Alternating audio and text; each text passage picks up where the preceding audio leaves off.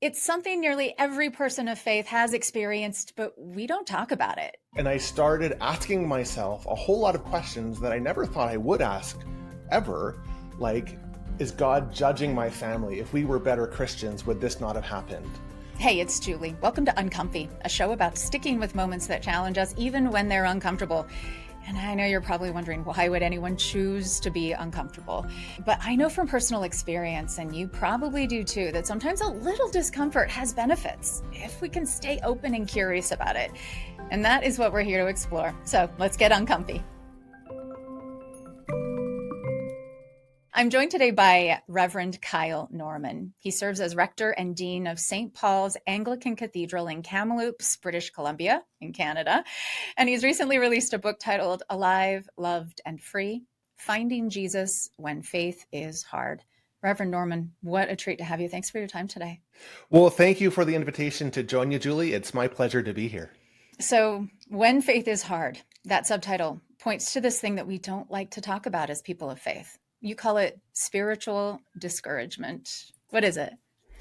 Spiritual discouragement, as I define it in the book, is this inward feeling that somehow we're doing it wrong, that somehow our faith life, if we come from a faith tradition, or just our spirituality, that somehow that's not being lived out as it, quote, should be. And however we term that. So it is this feeling of dis-ease. It's this feeling of frustration. And it can come from a whole lot of other places, from a whole lot of different places. But fundamentally, what happens is we feel this dis-ease. We feel like we're doing something wrong. And so we heap upon ourselves a whole lot of shame and a whole lot of guilt and a whole lot of judgment, thinking that somehow the problem is us.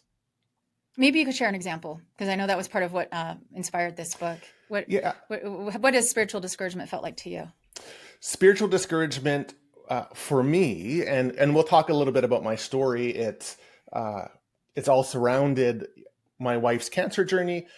And so my entrance into spiritual discouragement was being the caregiver for her. And all of a sudden finding that the spirituality that I had been living in as an ordained priest for 15 years at that point completely turned around. And I felt like I couldn't pray.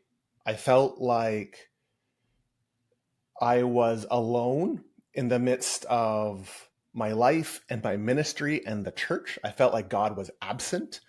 And I started asking myself a whole lot of questions that I never thought I would ask ever. Like, is God judging my family? If we were better Christians, would this not have happened? So all of that came crushing in on me very, very quickly. And I had to stop and think about what's going on here.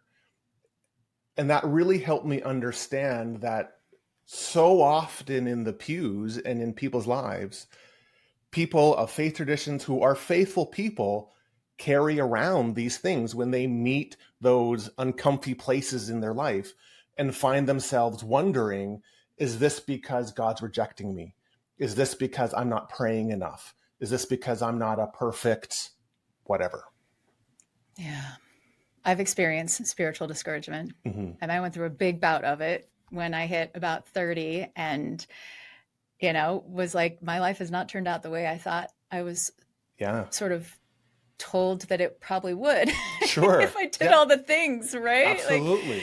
Like, still single, childless at that age and feeling like, okay, where are the blessings that I kind of thought I would get out of this, Absolutely. this deal, right? And struggling to understand why it didn't feel like my prayers were being answered. Exactly. Talk to me a little more about how you responded, especially as a priest, to not be feeling the presence of God must have been really unsettling. It was hard. It was hard. And this all happened around Maundy, Thursday, Good Friday, and Easter. This is when my wife was diagnosed. And so there was a whole lot of stuff going on in me in terms of journeying with that celebration of Jesus going to the cross and all of this stuff. But, I couldn't pray. I ended up going to see a spiritual director, this this lovely, winsome person that, I was talking with over the time, and just saying, I can't pray. I sit in my chair and I try to do the liturgy that I do every single morning, and the words don't come. And I was heaping upon, like, this means that I'm a sham of a priest. If prayer can't sustain a priest in this time, what am I doing before the congregation? And it was interesting. What he said to me was, a child in distress doesn't need to say anything. It's enough just to be in the presence of their parent. And so if all you can do is just sit there, that's enough. And for me, that's what sustained me. Being able to just sit in my chair, and even just for 5 minutes, daring to believe that that was enough for my relationship with God. For my wife, all she could do was run her hand over prayer beads, because chemo was affecting her thoughts and she wasn't able to think her way through her prayers. So all she could do was rub some beads, and just daring to believe that that's enough. It doesn't all of a sudden make it, oh, this is great, now my prayer seems to fail. It doesn't. It's still uncomfortable, and it still feels kind of empty. And yet, in the midst of that uncomfortableness, in the midst of that discouragement, I found a deeper reality of God's presence than I ever would have thought before. What do you mean? For me, and again, this is part of the journey of Maundy, Thursday, Good Friday, and Easter in the Christian tradition, that God meets us in the uncomfortable places. Sometimes we think, or sometimes we have been taught to believe, that faith makes everything beautiful, everything perfect. Life is just rainbows and roses once you become a person of faith. And so when you hit those uncomfortable moments, well, it's because you're doing something wrong, right? This is discouragement that comes in there. But that's not the biblical understanding of faith. That's not what faith is. That wasn't, if you just think about the Bible, that wasn't Israel's story. That wasn't the disciples' story. That wasn't Jesus' story. So why would we think that that's our story? But the story that we are told is that, and this is the whole point of Gethsemane, this is the whole point of the cross, that no matter how uncomfortable, no matter how dark, no matter how crazy things are, no matter how discouraged we can be, God meets us, God comes to us in those places and doesn't take it away, but wraps us in God's presence and journeys with us. And that's kind of that's what I felt going through this time.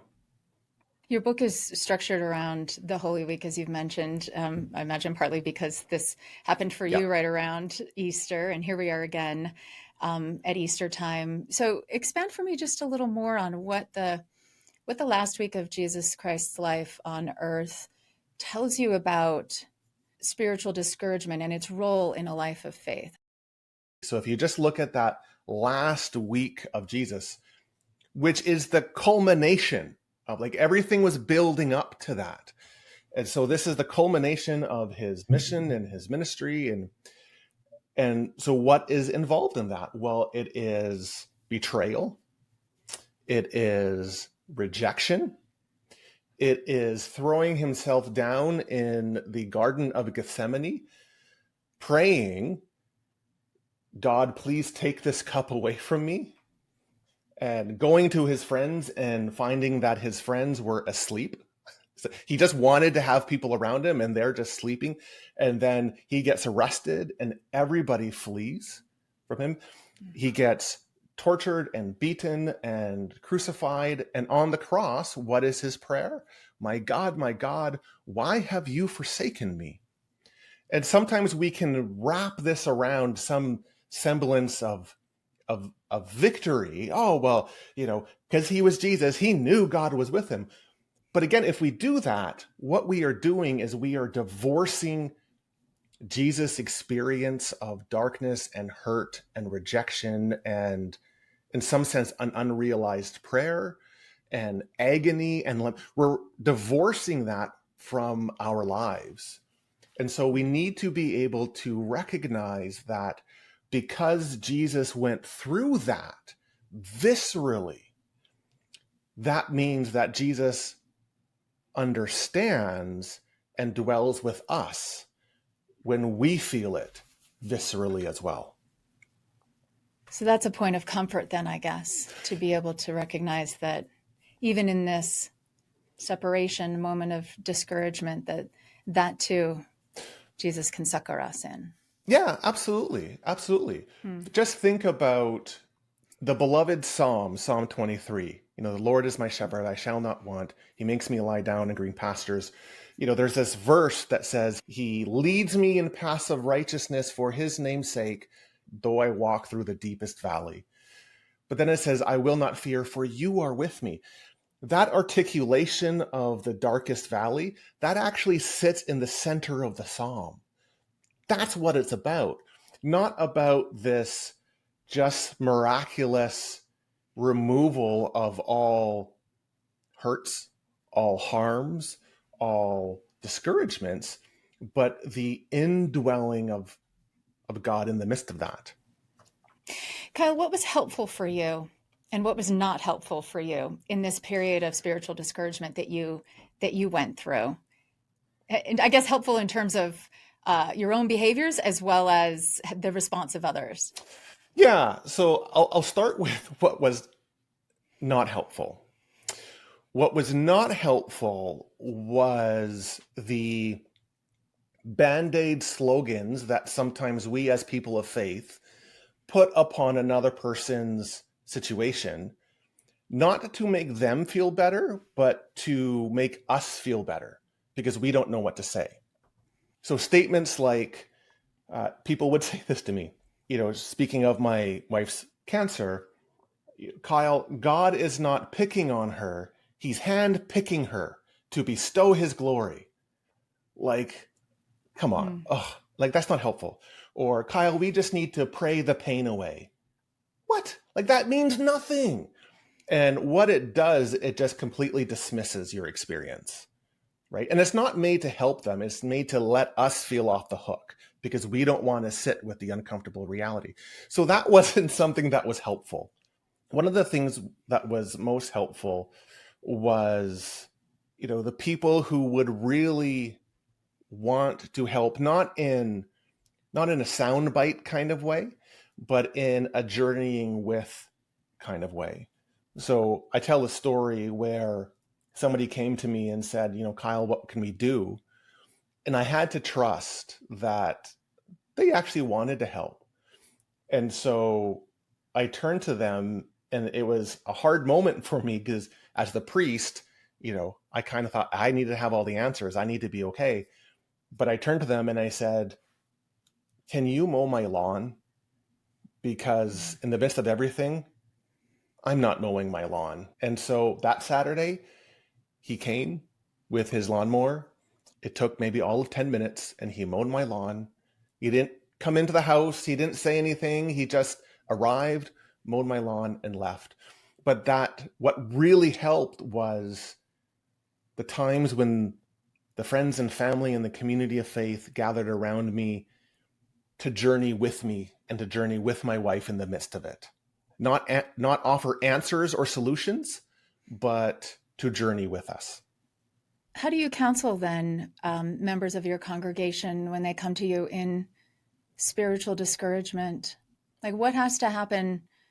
I guess this is a two-part question, because the other thought that I have is that in those moments of deep discouragement, a perfectly natural reaction would be like, well, I guess I'm out.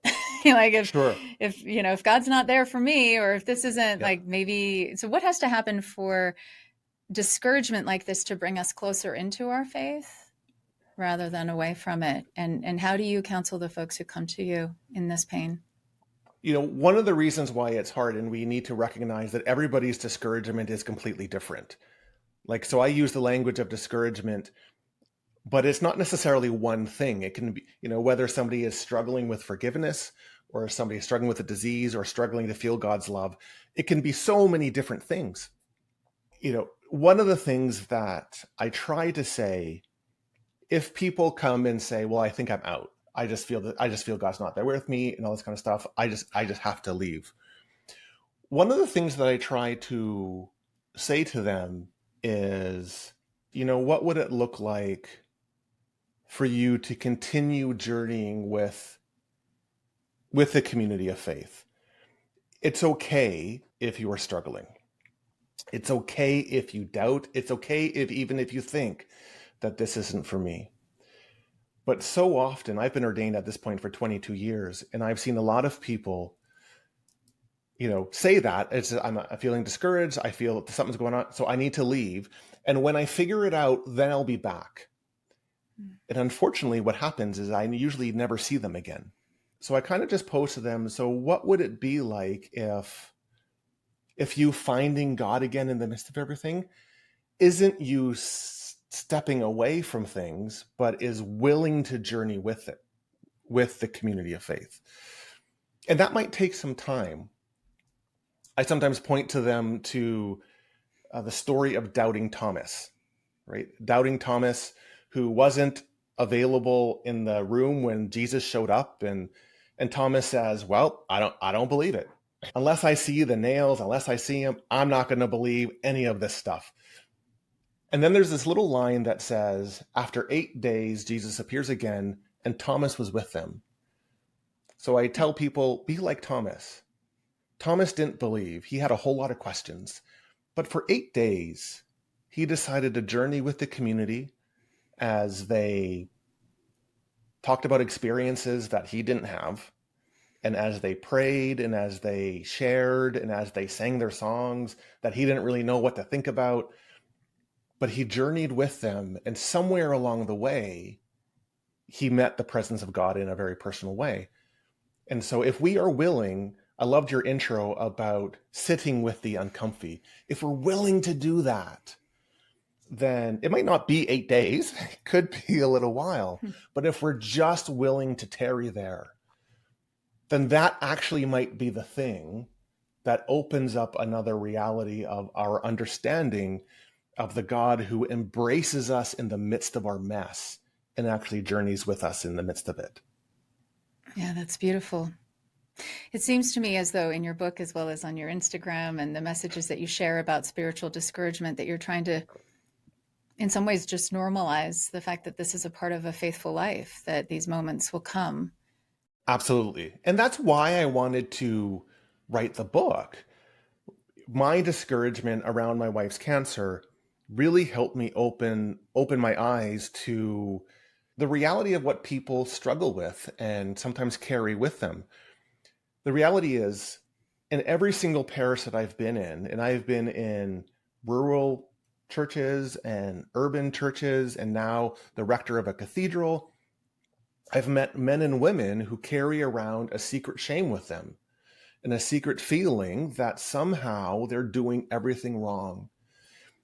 And these are faithful people. These are people who maybe have sat in the same pew for 30 years.